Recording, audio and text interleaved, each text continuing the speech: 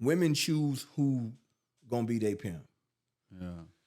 Women do that. They don't let no dude fool. He just smooth talk to a girl. Yeah, that has a part of it, but they gotta have some kind of appreciation for what you say for them to choose you.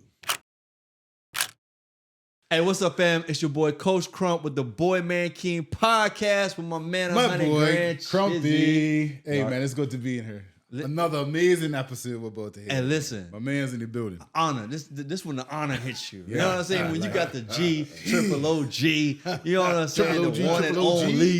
You know what I'm saying? Prayer line warrior, man of God, shooter extraordinaire. Don't pull up on the crib unannounced. What? Bang, bang, chitty. You know what I'm saying? Listen, husband, father, entrepreneur, international philanthropist, the man, the myth, the legend himself. Laundry list. Hey, listen, the one and only Black Spaniard, E.L. Butler. Let's get it, baby. Let's get it. It's good to see you, bro. Yes, sir. The Black Spaniard. Yes, sir. Yeah, I like that one. Hey, I like listen, that one. man, bro.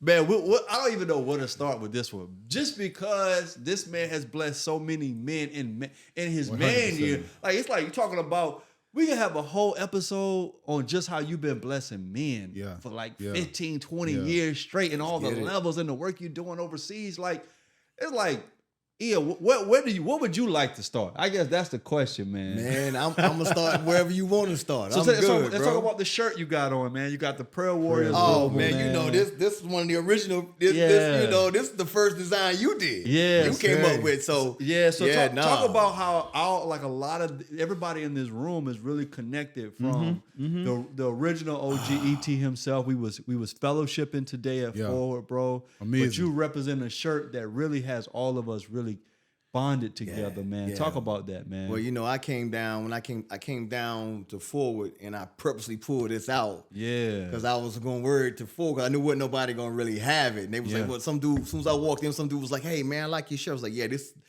the original Prayer line right here, bro. This the one he started 25 years ago." He was like, "Oh, okay, yeah." So you know, nah, man. But just the connections that are on the line and how we have how it has survived and how it has blessed so many of us, bro. From you coming on and blessing my life and you influencing like the moves I made in my marriage. Wow. Yeah, you ain't know that, I know, but some things you share on the line, bro, really press me to reanalyze and reevaluate my moves and my steps. Wow. Yeah. Wow. And so, man, the prayer line, man, is just. How long you been on the prayer line? Man, I don't know. What I did at least 10 years, bro. Probably more because I finished an associate's degree. I did a bachelor's degree, and I did a master's all on the line. Whoa. Wow. Yeah, and the line was with me every step of the way. I could be going to class or studying, and I'd be on my way to school and be on the line. Wow. Getting off work and then going to class, you know. Wow. And be on the line, you know. So man, I probably been on the line a good 15. Wow. Easy. Man, listen. Shout out to the prayer line, bro. Good 15, bro. Listen, I'm a newbie. Come on. For all intents and purposes, I'm a newbie. We met at the retreat. At the retreat. What was that? 2 years ago. 2 years ago. Yeah. And look, that Tuesday tune-up that you do on the line, I look forward to that on Tuesdays, man. So I have nothing but respect for you, man. From the moment, you just have a welcoming spirit. From the moment that you came and I went into the cabin, I was like, it's something about this brother. He's just really, really welcoming, really down to earth, humble, and I really, really appreciate all of the hair cracking that I got when I first got on the line from yourself and from the other brothers, man. So the prayer, look, I can't understate the value of network and the value of a brotherhood that the prayer line offers. And it's an honor for me to be sitting across the table from you, man, to be able to interview you around your journey, where you are, because I look up to you as a steward of the prayer line, as an older brother in God, man. So I really, really appreciate you spending your time with us today, man. Oh man, I'm flattered even to get the request, bro. Yeah. I had a request. You requested once before, and we couldn't make it happen. Yeah. But man, even coming down here, man, and I hope we can have a moment to talk about my journey just driving down here, bro. Yeah. Because it's crazy. And we can start right there if you want. Well, all right. Yeah, let's get into it.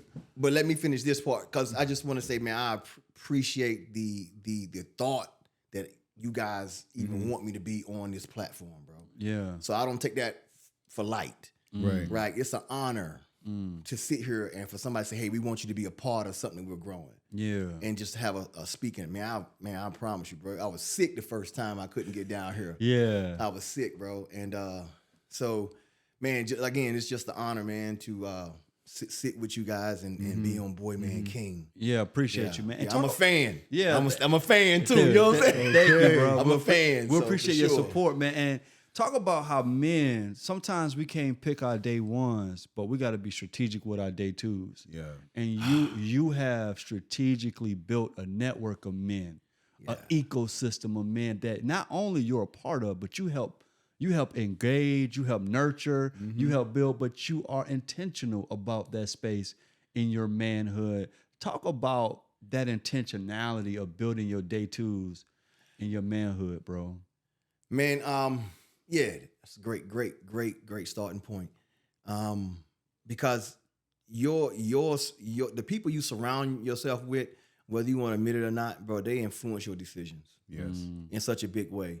And I, I've been around, I've had I don't know if it's the blessing or the curse or whatever you want to call it, but I've been around a multitude of different type of people.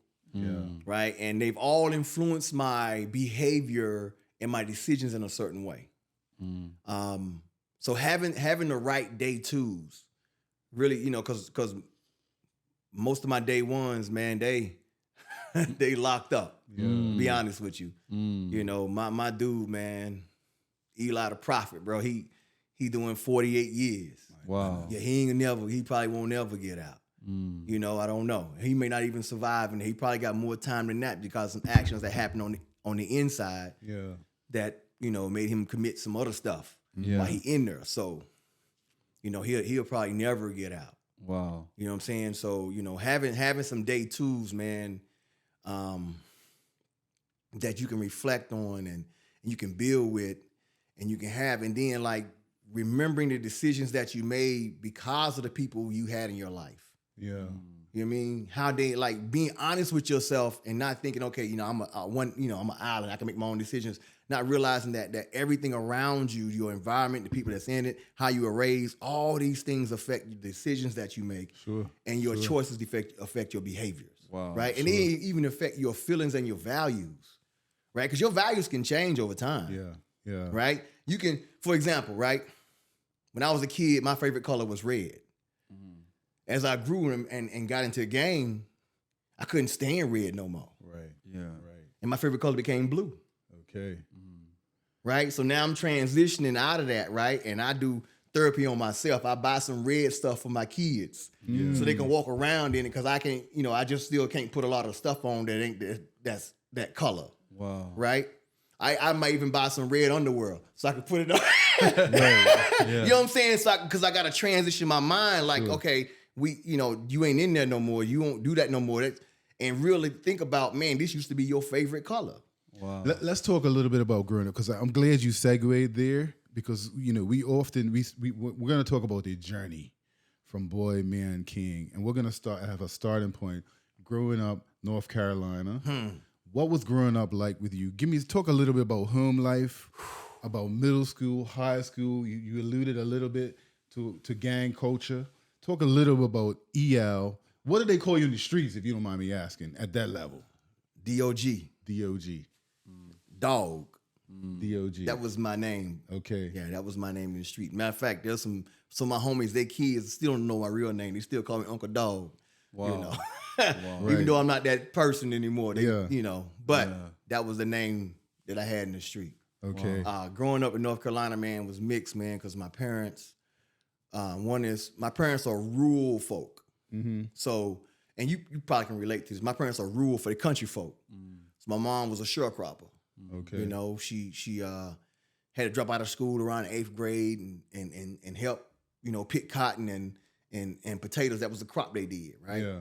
My daddy was a forester, so he didn't go past the 6th grade because he had to work and cut trees and hunt food, and that's what they did. Yeah. And so growing up with parents like that, you know, you get the one thing they really can give you, which is a work ethic. Mm-hmm. Mm-hmm. So growing up, man, we had a farm. You know, we had a huge garden, and nowadays you can't do the stuff my dad did with us. You can't get on the back of a plow and be the weight for the plow to make sure it drives down into the dirt, because if you fall, you'll get chopped up. He can't see you. He ain't looking at you. He's just driving. Okay. And it's your job to hold on. So that's how I grew up, stuff like that. Okay. Everything we wanted, my dad made. So we didn't know we was broke. You know, toys, man, whatever, bro. We would get stuff from the landfill and didn't know it was from the landfill. And he would fix it up in such a way, man. We had motorcycle, bro. I learned how to ride a motorcycle before I know how to ride a bicycle. Okay. You know, so we was a motorcycle family. My mom everybody in our family rode motorcycles. Mom, dad, we were right on Sundays. Now, were you Harley Davidson or were you BMX? No, my dad was Harley Davidson. My mama had a Triumph. Okay, we know a Triumph. We had Triumphs in Burmy. Yeah. So my father he had a. Where were you though? Were you? I just no. I had a motocross. I had a Z50.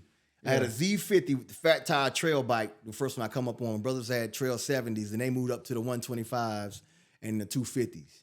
Yeah, once you get past 125, you're dealing with some heat. I have no idea what you're talking about. You're dealing with some heat. I have no idea what a Trail 50 is. Yeah. That's a trail bike. Like for example, they really don't make them anymore, but it was like a if you want to go out into the woods in the forest, like a dirt bike almost. Yeah. Had a big fat, had fat knobby tires on it. Okay. It's a trail. It's a Trail 70, and I had the Z50 was a smaller one. Okay.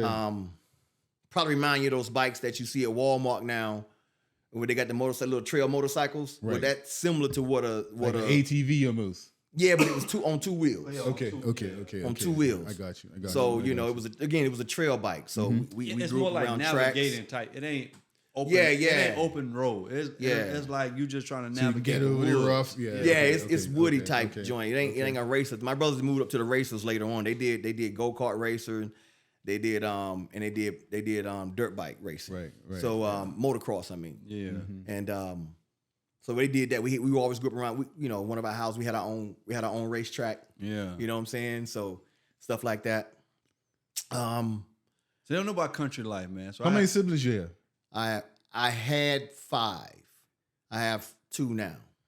My 2 older brothers passed away. Okay. Yeah. And country folk, you shocked my system with some of this, but the go-karts, the 3-wheelers, the 4-wheelers, the mopeds, we had trails from one yard to another yard. So in the woods behind our yards, we carved out the tracks through the woods. Go to my house or Lindell house, and man, we all flipped off. Everybody you get flipped off. You run in the trees, you get flipped over a hill. Yeah, that's all part of just the experience. Up. Right. Yeah. We had trails that would lead from one side of town to the next. Wow. Yeah, so we would jump over the railroad tracks and ride through the lumber yards, and he had to go fast. They chase you on the lumber yards, so we would ride through the lumber yards and hit the street, and the park rangers would chase us through the park. He had to cut off in the curb, but that kind of life, man. Just now we see a lot of city kids doing. You see cats riding dirt bikes on the road. We was doing that in the country, man, all the time. That's what we did. Yeah, being chased by the park rangers and sound like jumping in the woods. Sound like a very wholesome childhood, though, man. Yeah. Mom and dad working hard, teaching you work ethic, making things work, making things work, man. Yeah. And that's kind of how you are. I mean, from what I know you to be, a very resourceful, hardworking, diligent man. Family man. You know what I mean? Yeah. Yeah, man. I get that from my parents, man. They of the group. I was the youngest, and I was born late to them in life. They wasn't planning. I'm 7 years. I'm 7 years behind the next child. Wow. So my parents wasn't planning. I wasn't a plan. Gotcha. I was their oops baby. So because that's the other thing I want to talk to you about with the plan. So how do you go from being a country boy to a pimp? Like help the people, help the people understand.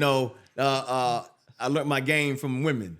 Oh, okay. Yeah, women give you your game, man. Yeah, so break that down. Don't let them fool you. You being coy with the details. Yeah. Let's get into it, man. You got the country boy, and then you was a pimp. Like, women give you your you know, guys like to talk about how they go scoop these girls up and they get them, but girls choose you. Yeah. let the game be known, bro. You get chosen. Right. Right. You know, and I think it was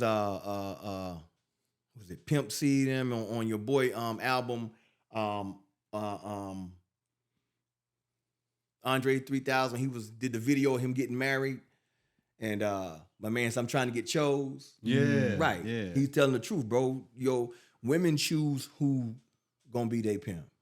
Yeah, women do that. They don't let no dude fool. He done smooth talk to a girl. Yeah, that has a part of it, but they gotta have some kind of appreciation for what you say for them to choose you. Where was the attractiveness for you in this? Because it sounds like at a particular point, you started to get into your teenage years. Like, when did you go from just riding around to now? Little country boy with a country motorbag. Man, I was spoiled by women. Okay. You know, being the baby. But where are these women coming from, though? Man, you were in the South, man. There's women everywhere. Right. It's like saying, where do women come from in Georgia, baby? There's peaches everywhere. Sure. You know? But you know, I being the youngest and growing up with some, you know, my two older brothers, bro, were pure Max. Right. I promise you. And they kept me by their side, like people thought I was their kid. And so, you know, older women, you know how older women do, man. They, oh, you so cute, you know, and you got the curly hair. You know, Crump understand what I'm saying. You got the curly hair. and they wanna rub you. Oh, you got the pretty hair. You know how people do, man. And listen, bro, I was so see you had a older brother to explain to you your swag. See, I was adopted, so I'm the only dude that looks different. And you know, my brothers are 20 years apart. They got their own families by the time I grow up. Right. So I'm growing up, and it took the girls to tell me. They was like, I was in high school. I'm like a sophomore in high school before I finally realized they're jealous because we all like you. We don't like them. Right. It took 3 girls on the couch to say that to me, to realize, bro, I never liked my hair. I never liked anything because I'm like, I want a low buzz cut fade. Right. You know what I'm saying? Because I want to be with my brothers. Yeah. They're like, nah. And when the female like, bro, we like your hair. I'm like, well, grow the hair out there. You know what I'm saying? It's very simple. It's amazing what we do for them females, huh? Bro, I ain't cut my hair for a long time as a child. I promise you. I kept big curls. You know what I'm saying? Because that's, you know, you get used to that kind of stuff. You know? And when I had my first son, I didn't allow it. I didn't allow girls to touch his hair or play with him like that. Would you be my boyfriend and stuff like that? Because I realized what that does to you as you grow up, right? And so, do you feel? But did you feel like women? Did it make you a womanizer or did it make you appreciative? No, I appreciate every woman. I just appreciate them all. It's somewhere in the middle. You can turn to how you like. I wasn't a dude like. Even like, I mean, you use the word pimp, right? You use the word pimp, the term pimp. But, you know, reality, I was a dude who girls like to spoil. Okay. Right? So I don't call myself a pimp like that. I say I'm a dude who girls like to spoil. Right? That's a very educated way to say you're a pimp. Yo, I'm a dude that girls like to spoil all at the same time. Yeah, well, you know. I don't call that a pimp. Nah, it's because I didn't use harsh language. I didn't do that kind of stuff. I was, you know, you was an aggressive pimp. Nah, bro. I'm very appreciative of them. You know what I'm saying? Right. You know, nobody want to look at a girl with a busted eye. Okay. You know, ain't no can't make no money like it's like war on the block. How you gonna make money when war on the block? Ain't nobody come by and buy nothing. When you first started pimping, no, don't even do that. Use that? Nah. No, don't even use it. No. Again, but you, I was a guy who girls like to spoil. Okay, when the girls they appreciated my companionship. Okay. But you said a busted eye don't help the money in like you. It don't, and they can't go to work. They can't do nothing. Look, they can have a night like so. What type of work? For example, what type of the work was the women doing who was lavishing you with gifts? All kinds. Right. I had women. I had young ladies who worked in factories. Right. I had young ladies who worked in whatever their job was. I didn't put them on the corner of the block. I had some that was their thing. Right. You know what I'm saying? But it wasn't like I put them out there, you know, go you need to go get that, they'll get that bread. You know what I mean? Right. And But did they all come back to the same residence with you? Out of that? Nah. Okay. Nah, you know, it was individuals they would come see. It's not that I'm trying to get the inner workings. I'm just trying to get the interpretation down. Yeah, like again, I'm a dude who young ladies would like to spoil. Right. They like to spoil. What was the attractiveness outside of the obvious, of course? Like, what was the attractiveness? What made you be like, all right, that's something I want to participate in? Because I was programmed. You was programmed from your environment, from your older brother? From the older women. Okay. With my brothers. My brothers didn't tell me, you gotta do this, you gotta do that. You know what I'm saying? My brothers was very aggressive. Mm-hmm. They were different. You know, they was max, but they was aggressive. You know, they would come from a time where it ain't matter about, you know, get in line. You know what I mean? And I was the kid in this grown up world where these women like to, oh, you so cute. Oh, you gonna be my boyfriend and this and that. You know, that kind of thing. You know how they do little kids, right? Mm-hmm. You know, women do little boys like, oh, you so cute. You gonna be my boyfriend, this and that. You know, and so I had been programmed for that. I've been programmed to appreciate that attention. Mm-hmm. Mm-hmm. How did that translate into your intimate relationships? Because I mean, I'm assuming that with these women, they like to spoil you. Okay. But when you identified a female that you kind of loved or wanted a family or relationship with, how did that translate into those type of relationships? Man, I got to be careful what I say, man, because this thing is alive. I'm trying to transition your wife, but he's going. So, but I know he got that bachelor spirit about himself. You dig what I'm saying? He got that bachelor spirit about himself. He got a different agenda. Yeah, he on a different agenda. So how did it work when you did? Right. So because I'm trying to understand the psychology of an individual. Because I appreciated all women. Okay. Right. So I wasn't dogmatic. I'm still not. I'm not dogmatic. You know what I'm saying? I like some girls was college students, bro. Okay. Yeah, for sure. And they did what, you know, again, I had pleasant relationships with them. We appreciated each other's company. I was a very sweet dude, bro. Yeah. I'm nice. Yeah. I'm a nice dude. So how does that translate to you shutting that down and decide to get married? That's kind of where I was going with it. Okay. Well, you said, you know, you find somebody you love. I've loved a lot of girls. I was tiptoeing around. I was tiptoeing around monogamy. I've loved a lot of girls, bro. That's why I got to be careful what I say, because I love my wife, but I love my wife in a way that I've never wanted to love anybody else. Okay. Right? Okay. So, you know, we have these different degrees of love, right? Sure. So romantically, I've loved a whole lot of girls, you know what I'm saying? And one of the girls I really found myself falling for, you know, her job was, you know, she was a call girl. Yeah. You know? But the way she treated me, how we treat each other, intimate conversations, those things, you know what I mean? But I couldn't get past the call girl. Right. Yeah. Right? Yeah. But man, the way I love my wife ain't no comparison, bro. Right.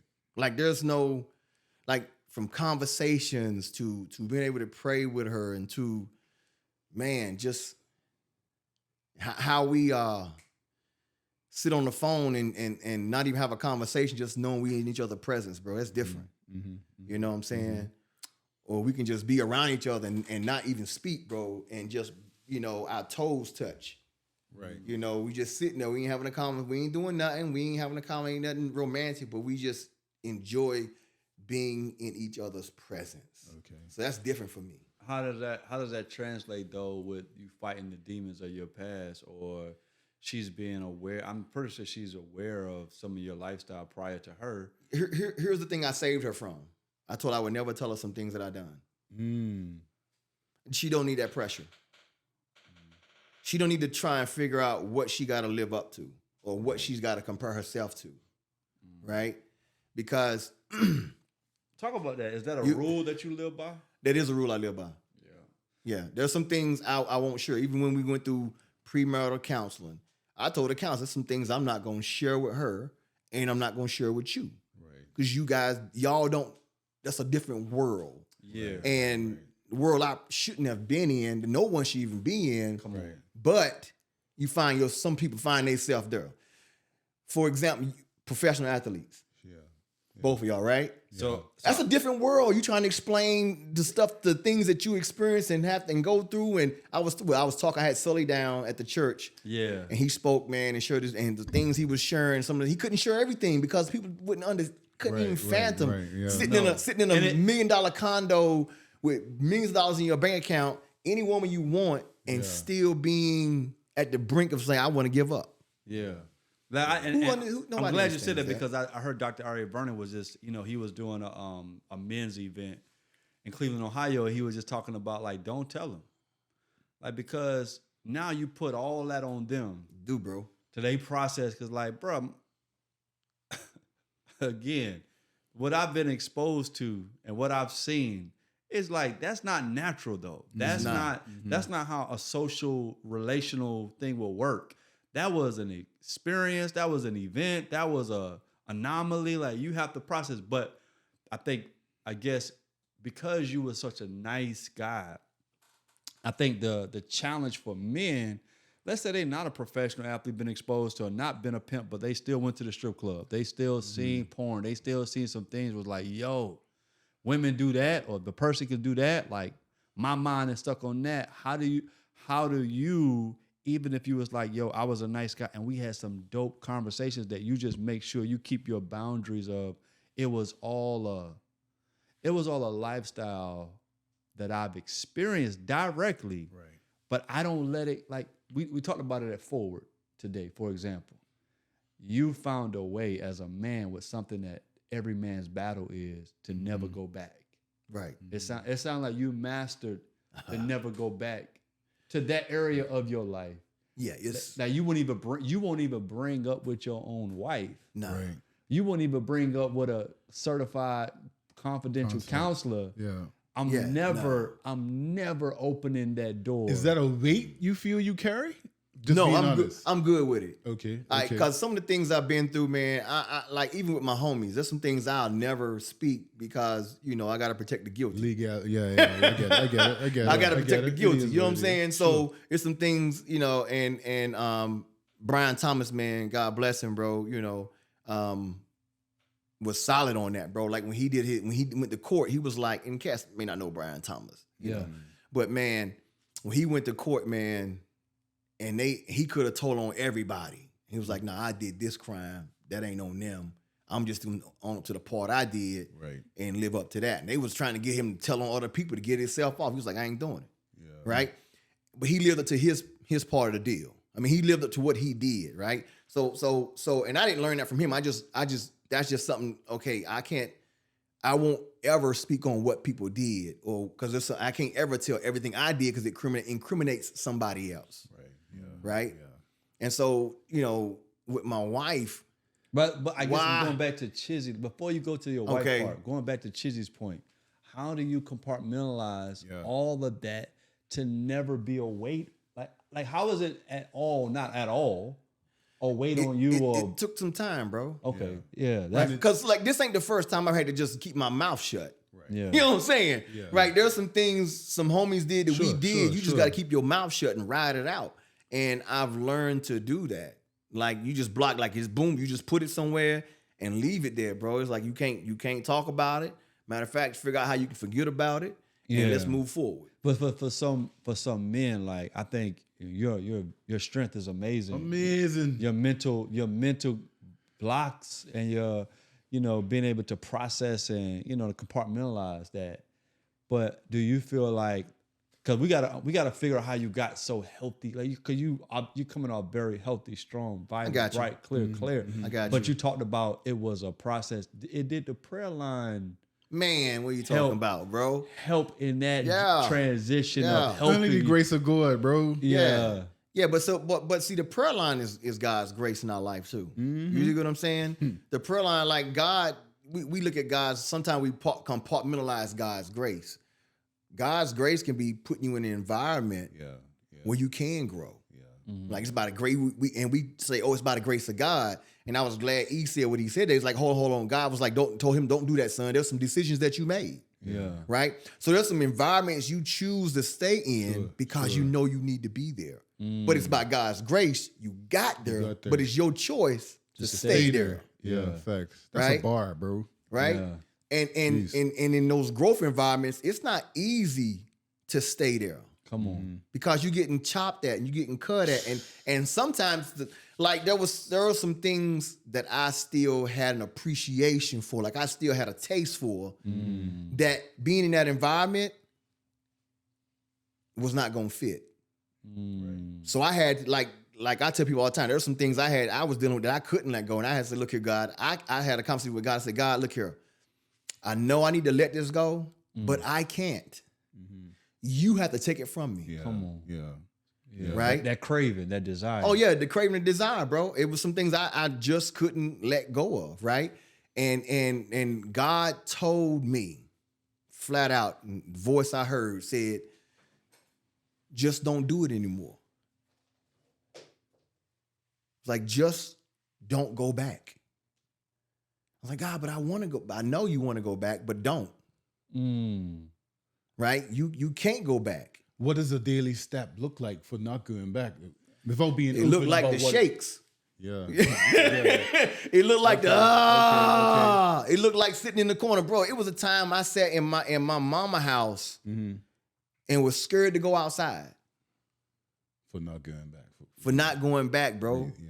And me sitting in the house was me fighting. Sure. Because if I went outside the house, I knew I was gonna go down the street. I knew because some of the people I hung out with was in my home neighborhood, bro. I mean, it was girls right down the street. Come on, man. It was girls that would come by the crib. Hey, we ain't seen you in a while. La, la, la. Yeah, I'm in the house. Boom, boom, click. No, but I had to though. Yeah. You know what I'm saying? And I'm a cordial guy. I love to conversate. That's who I love to talk. Yeah. I'm, the flight assessment. I'm a steward. Yeah. I'm the guy on the plane. Hey, what can I get you to eat? Yeah. You want some extra snacks? Yeah. Man, how your child do? I'm that dude. Yeah. You know what I mean? So I love to conversate. I love to have conversations, and even today, man, I have to catch myself on why I want to have a conversation. Right? Cause I might see somebody that is attractive, that I'm attracted to. I'm like, man, I just want to know her name. I had to say, well, why do you want to know her name? Right, you don't want to know her name. That's elite. Yeah. Why you want to know her name? Yeah, that's one thing E taught me. Because when you got the gift of gab, you talked about your charisma earlier in an episode where he said nothing can happen without communication. Nothing.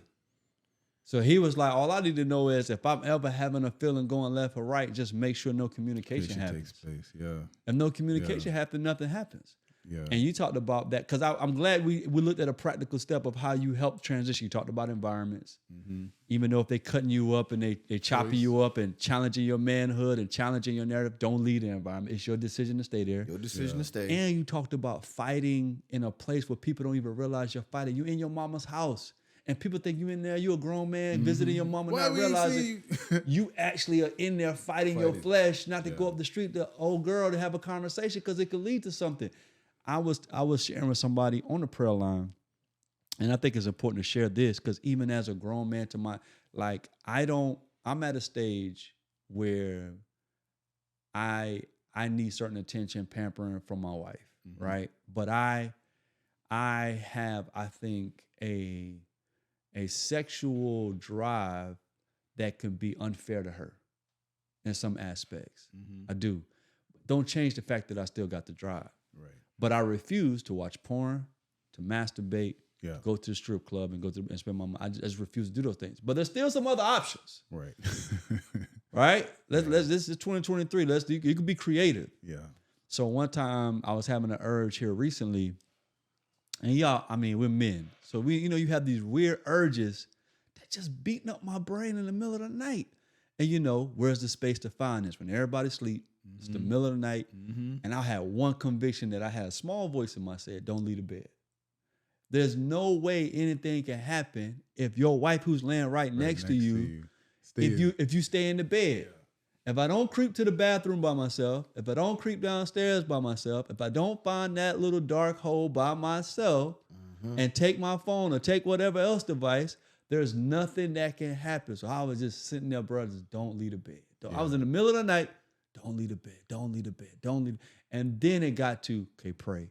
Then it got to call on the name of Jesus. Then it got to, I went to sleep. But I'm 40 years old and I'm still having moments where it's not every week, it's not every month, right? But it is a time where my flesh is acting off the chain and I gotta control it. So I'm glad that you shared like what things you gotta do to say, look, if you don't get out the bed, there's no way it's gonna go left. If you don't leave your mama's house, I'm at least making sure this stuff doesn't happen. You know what I'm saying? And still holding yourself accountable to environments and things like that. So that was good. The strength that these things require, man. Listening to you talk, it's your strength is amazing. Obviously, there is some stuff, as you said, that you can't even discuss or don't even want to discuss or don't even want to go back to. I applaud that strength, and I applaud that you speak openly about having that strength and even sometimes succumbing to that strength as we all do, that weakness as we all do. Because, a lot of men don't even recognize that their behaviors day to day are directly related to that weakness that they don't even recognize that they have because they're just functioning in a space and just continuing to do behaviors and behaviors and behaviors that they don't even recognize that subconsciously and consciously, that not in control of, man. Because it speaks to your work when you said, why do I want to know her name? Mm-hmm. That's my personality. My personality, bump the personality. What is in me that wants to know her name? But when I'm just saying, I'm just getting to know her name. You justifying it, but what is the motive that's in me that's doing that? So I want to speak to EL, like one of the big admirations we have for you as a brotherhood of men is this whole dynamic you have with your wife, man. Oh. Man, I really want to pull out the fact that, bro, you're one of the best husbands in the world, and how you were this masculine, strong, alpha male, this heart of service that you just have for your wife, man. Man, my wife deserves everything, bro. She's sweeter than me. You know what I'm saying? As good of a husband as you may think I am, my wife is 10 times better a wife. Right? So her care for me, her treatment of me, makes me want to serve her. Like, I feel bad if I can't do something for her. Not that she's manipulative, it's just because of the person that she is and how caring she is, right? And because we've had these intimate conversations, because she knows my weaknesses, because she knows some of my shortcomings and I know hers, like some undercover personal stuff that we know about each other, because we had conversations, man, I don't want to break her heart. Right. Breaking her heart would break mine. Yeah. You know what I'm saying? So it's love on a whole next level. It's different, bro. I promise you. Yeah. My love for my wife is different, bro. I told my kids, look, your mama got y'all, but I got your mama. You know what I'm saying? So whatever your mama say, that's what we doing. You know what I'm saying? Within reason, God always God first. Don't get me wrong, but man, next to my relationship with God is my relationship with my wife. And there has been times when that's actually been overridden by my desire to please my wife and make her happy. I've actually went against some stuff, that I believe God wanted me to do, right? Or some things I said yes to that God wanted me to say no to. How do you strike a healthy balance with that, with your love and affection for her, to make sure that it's in the will of God? Well, we had to start having that conversation. How long you been married? 20. How recent did that depth of conversation has happened?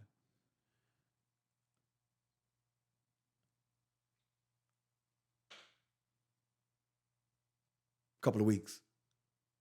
That conversation never stops, to be honest with you. We have to, go over these conversations constantly over and over again, right? Because we have a goal for our marriage. We have a goal for our children. But like any goal you're shooting at, you have to get to a certain point where you have to reevaluate the goal, or you have to redo the steps again to make sure you're on the path for the goal. Right. Sometimes the steps to the goal get challenging, and you got to remind yourself why you set the goal to what it was. And so those are conversations that we constantly have to have over and over again just to get ourselves back right. So in the 20 years, I want to help people in marriage, because I know for me, I haven't had in-depth conversations about my authentic self in the marriage free of guilt until like year 15 of the marriage.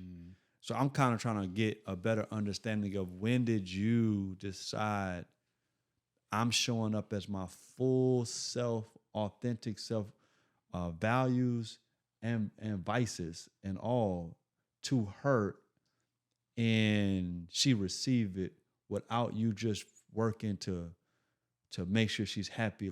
Like when did the conversation get rich where you had to face her face to face? Like how many years? And was that out the gate like that, or that? So we have an interesting relationship. I knew my wife 12 years before we got married, right?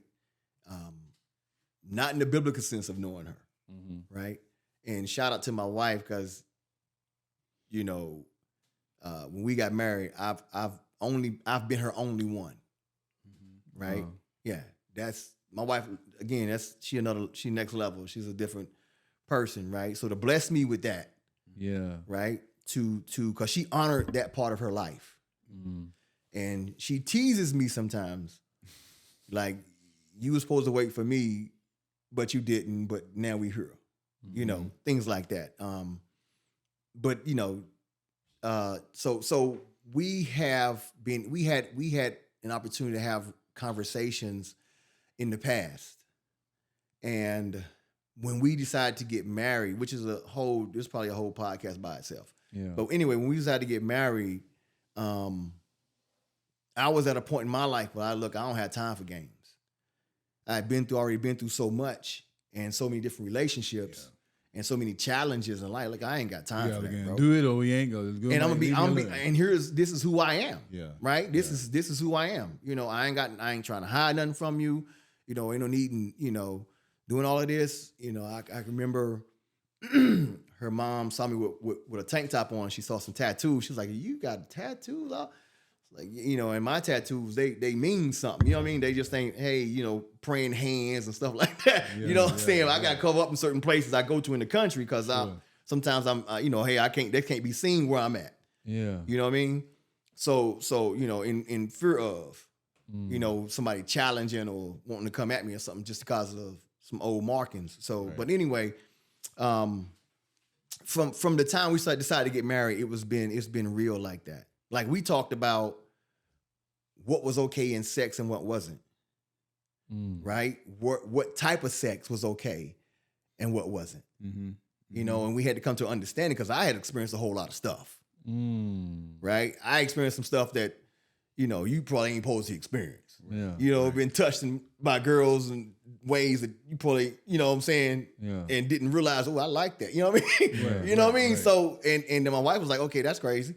You know, and I'm like, well, I can't I can't tell her, right? I share some stuff with her, but I can't just tell her all the things that, you know, it's like Solomon being treated by all these women and him trying to explain to the other girl who ain't never had nobody. Right. Just all these different things that happened. So I you know, but we were very blatant about, you know, what we expected in life, what we wanted as far as careers concerned, where we was going to live at, how we wanted our children to be raised, what was okay with sex, what kind of sex was okay to go to, and what kinds of sex was not okay. Like, she ain't with that. Okay, well, you know, then if you're going to be with her, then you got to just let that go. Right. You know what I mean? Because you can't expect her to live up to all this other stuff you've had done by women who've been turned out and women who've been done stuff too, and now they giving you that. You know, it's like, okay. So that conversation has always happened in our relationship. Wow. Like, I've always been who I am. You know, 10 toes down, 5 fingers balled up. I've always been this dude in my marriage. Wow. Because I've been through so much other stuff. So I was like, well, I don't have a choice to be somebody else. And you got to accept me who I am because it's going to come out anyway. Facts. And shout out to my wife, man, because my wife, when I say I like to conversate, she know I like to conversate. And so before I came down, she said, hey, keep your eyes open and put your ring on. Yeah.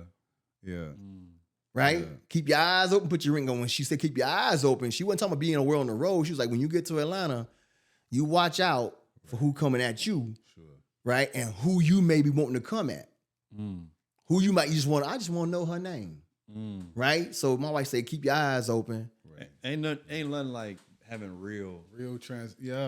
That's real love, dude. Yeah, with your wife. Yeah. You know what I mean? And I got to say that there's a lot of, I feel you talking, I'm just going through a lot of emotions because of my wife. You know what I mean? And shout out to her, because when you said things like she's better than me, when you said things like she go harder for me, like I'm still trying to catch up to my wife. Yeah. Like I'm still on catch up ministry. Like I'm still on, she got me beat, bro. As dope as people may think I am, I'm like, my wife got me beat. I'm still, like, I can't sit here and stunt like, yeah, I always took care of her. I've always had to hold, she always took care of me and had to hold it down. I'm still trying to like, sit down, girl, I got you. But she like, we have a standard. I have dreams. I have ambitions. So I'm like, well, I'm just going to support you the best way I know how, or what I have, or what I know. But I got to keep growing as she keep growing to better support her. Right. You know what I mean? So, man, shout out to the wife, man. Yeah, for sure. For us single brothers, man, it gives me a lot of hope. Yeah, a lot of hope. Because truth be told, like, in my heart, I'm saying, yo, like, there's this entitlement of I want that, I need that. I think I kind of feel like I deserve that, but am I ready for that? So when I hear your story, other brother's story, Shannon's story, all these other brothers, I'm like, yo, that's dope. You know what I'm saying? And it's not a covetous thing. It's not me saying, yo, like, where's my Lord, like, why you're not blessing me with that? I'm saying, I have stuff to offer as well. You know what I'm saying? Yeah. And I'm pretty sure I'm not the only brother sitting around thinking that. There are other brothers out that are listening to us that are saying, yo, like, this is so dope. Is it luck? Is it a combination of both? Can I help y'all out for a second, man? Yeah. Please. So we're guys who've been through a whole bunch of experiences, right? Mm-hmm. There are women who have been through a whole bunch of experiences, but they want the same kind of relationship that we want, right? But the same struggle we have to fight our demons, they got the same struggle. Yeah, and they want to get when I'm talking to you, I'm thinking about I'm thinking about a young lady that was like my ace, man, my homie, yo. Yeah. And she been through a lot of stuff. She, been turned out. She was call girl, all this kind of stuff. But she was looking for a solid relationship. Yeah. But she had some demons. And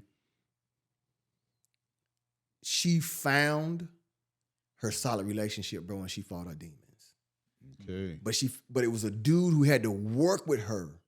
Right. To help her fight those. To help her fight, just like our wives work with us. Sure. Come on, man. Sure. Right? Sure. Preach. There's a dude that had to work with her to help her fight her demon because she had great characteristics about her. She just been messed up. Yeah. Right? She had got caught up. She got turned out, and things happened. Yeah. Right? But she knew who she wanted to be. You know what I'm saying? And she achieved that, bro. But it took somebody to be willing to trust her enough to work with her through that.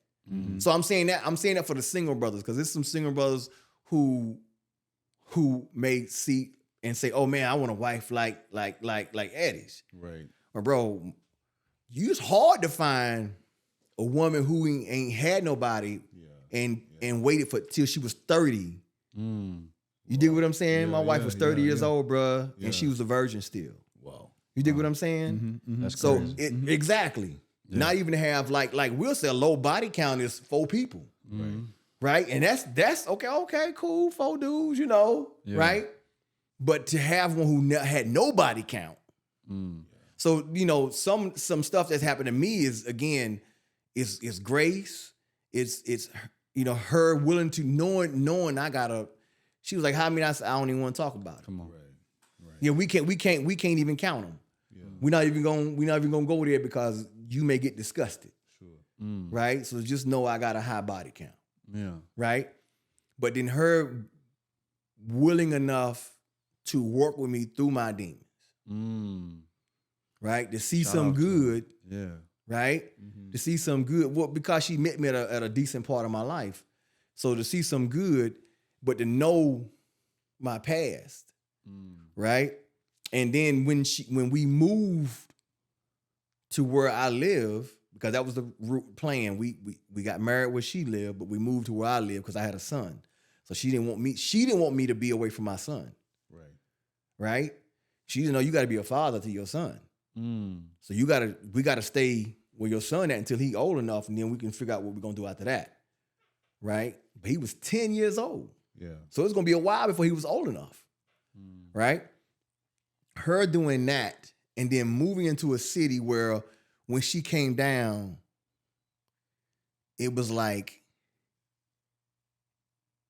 no matter where we went, there was somebody I knew, like a girl. Yeah. Wow. You dig what I'm saying? Yeah. And she would feel the look like that's who you chose, or you chose this person, and she would feel that. Like why everybody look at me like that? Why I feel like they just looking at me head to toe. And I ain't even notice it, bro. I ain't thinking nothing about it. She's like, yeah, nah, these females down here don't, they wanted you. You know what I'm saying? So then for me to tell her that, but then for her to see it, and then for her to see my homies, you know what I'm saying, who what's up, dog? Da da da da da. And she looking like, and they, tatted up neck to ankle, or they still banging, and they still have certain conversations. And to meet my family is different from her family. My family still, they still do their thing. You know what I mean? Yeah. So in that environment, and then like, yeah, no, this your family? Like, yeah, this, my mom was different, right? So my immediate house was different, but my extended family was, either you was a correctional officer or you was a gangster.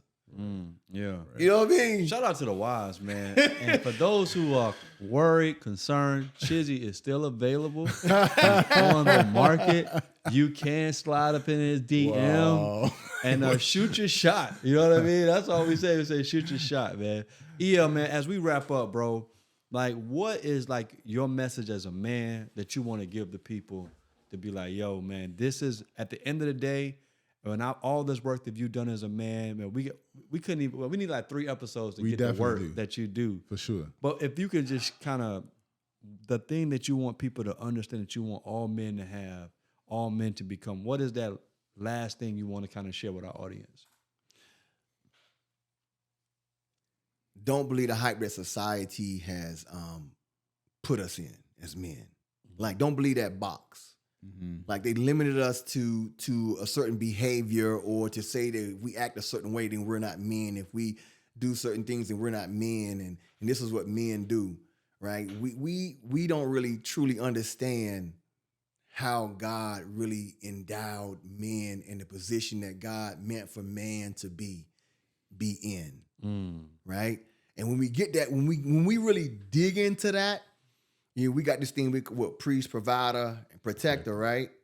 But we usually put the priest just in the religious thing, right? Context, the spiritual context. We usually put the provider just in the, you got to be the one who bring the money home, and the protector of this is just a physical protector. But I would want men to take those same 3, priest, provider, and protector, but put them in all dimensions of your life. The mental, the physical, the financial, right? The emotional. Like, you the protector of your family's emotions, right? Yeah. You're the priest for the emotions and to help them grow and to help them and to lead them towards God, right? You are the provider, not just monetarily, but man, you provide like a safe environment. You provide a place so that your kids can express themselves in a way where they learn respect, but also get their voice.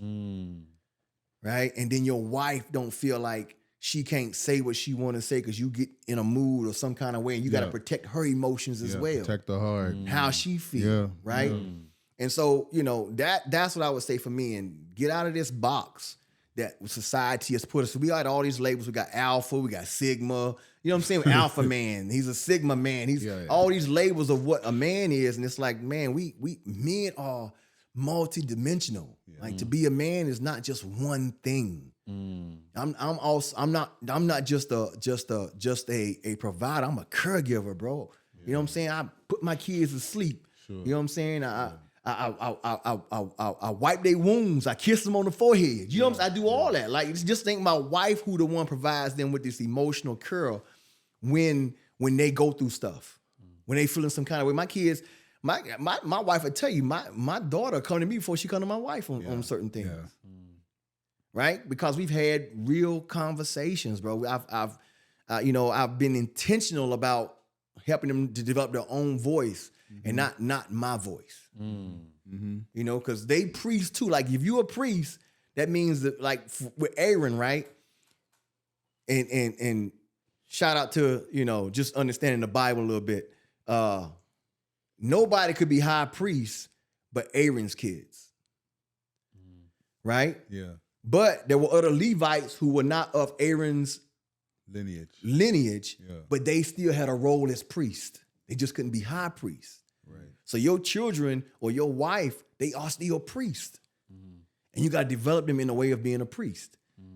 Each one of them are providers. Each one of them are protectors. Each one of them, right? My wife is a protector too, and a provider. You know what I'm saying? So I'm just saying we should, my last thing, man, I'm sorry it took so long, but man, just get out this box of what society says is a man. Wow.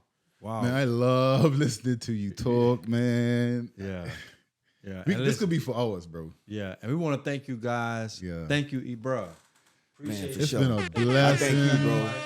Through, oh, yeah, man. Absolutely, man. Appreciate it, man. Hey, listen, the Boy Man King, the journey continues. Yes, it does. Yeah, man. Great episode, man.